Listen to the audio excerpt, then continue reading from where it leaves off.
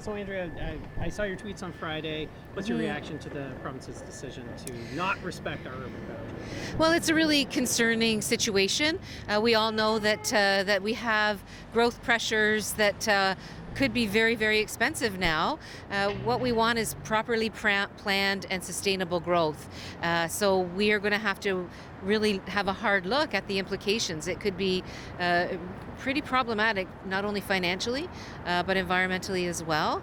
I know that there are a number of councillors that are very concerned, and so we're going to work with council and with the staff to find out or rather to chart a path forward in terms of where we go from here. Can you expand on what you mean by problematic financially, environmentally? Well, the problem is that you can't just grow communities without things like roads and underground infrastructure and sewer and water capacity, and making sure that there are things like libraries and parks and other community services for people to be able to have a good quality of life. I mean, we're not just building units, we're building communities. And so underground infrastructure, parks and libraries, all those kinds of things are expensive, and oftentimes that growth doesn't pay for itself. And so that has implications on our tax base, really. That's part of the problem. We already have an infrastructure deficit problem in this city, so where are we going to get the money then to build these new developments, or to provide the servicing for these new developments, when we already have a bit of a serious cash crunch and capacity deficit when it comes to our infrastructure. So these are all things that we're going to have to wrestle with, and I know that the councillors are very concerned, as am I.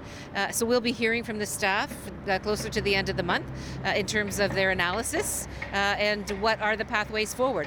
What we don't want to see is development being built that is not contiguous, that's not well planned, and so literally where roads don't match up and where sewer systems don't match up, and where we don't have the capacity to provide the water and sewer systems that are necessary. So these are practical issues, and they will impact us in that way. But we are also, of course, concerned about agricultural land, about the loss of farming. Farms feed cities, let's face it, and this is why when people of Hamilton decided they didn't want to have the urban boundary opened up, this is why now council needs to really grapple with the implications of this. So you got to grapple with this. As I understand now, city staff is going to give you some options at the end of the month?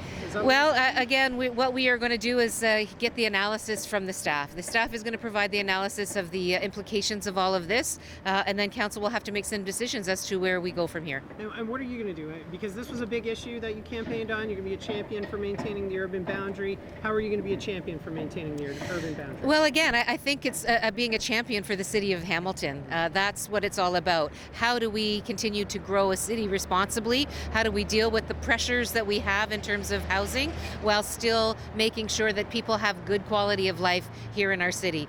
We don't want to be building communities that don't have the amenities that provide good quality of life for people. So are you going to be leveraging some of your contacts from your years working at Queen's Park to try and get Minister Clark's office to hear what the people of Hamilton want? Well, I think Minister Clark has heard what the people of Hamilton want. Now what we have to do is take what they've done in terms of their decision and bring that back home and have those kinds of discussions. I mean, I'm not even sworn in yet, nor are the councillors. But today, certainly during our orientation, this issue came up, and people are very, very concerned.